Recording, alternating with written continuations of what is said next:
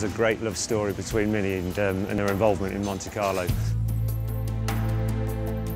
A kind of a legendary status. There were lots of stories. It became a bit of a kind of David and Goliath story, and a story of heroism of the little Mini going to Monte Carlo and beating the bigger cars and the bigger teams.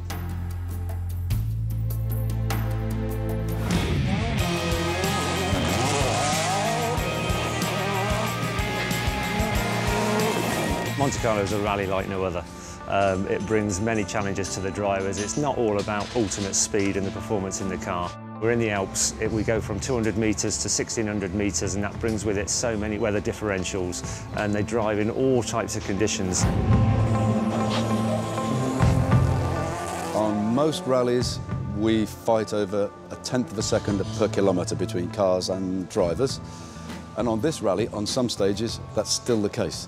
But on other stages, like we had yesterday morning, suddenly seconds become minutes, and the minutes are about tyres, not about the handling of the car or the talent of the driver, but about being on the right tyre in the right conditions. So in what I would call a typical Monte Carlo rally, tyres are probably 90% of the story, and the rest is the driver. Normally, on a typical asphalt rally, we worry about wet or dry.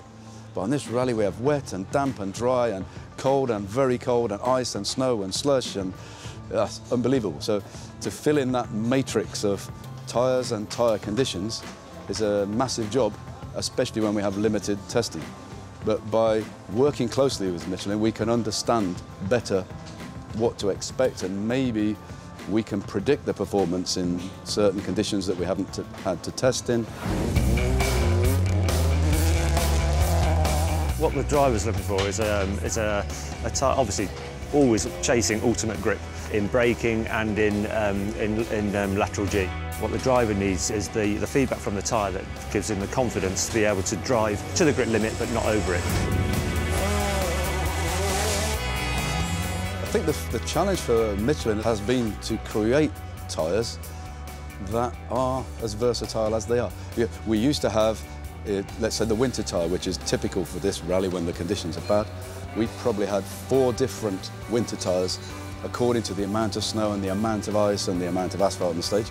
Now they have to make one winter tyre, which is good in all of those conditions and can cope with 20 or 30 kilometres at full speed on dry asphalt.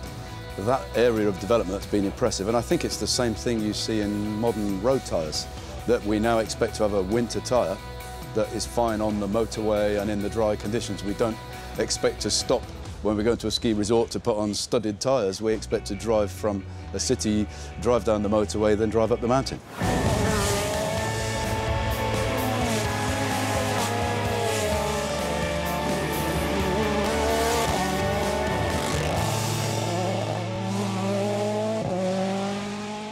Michelin, la mejor forma de avanzar.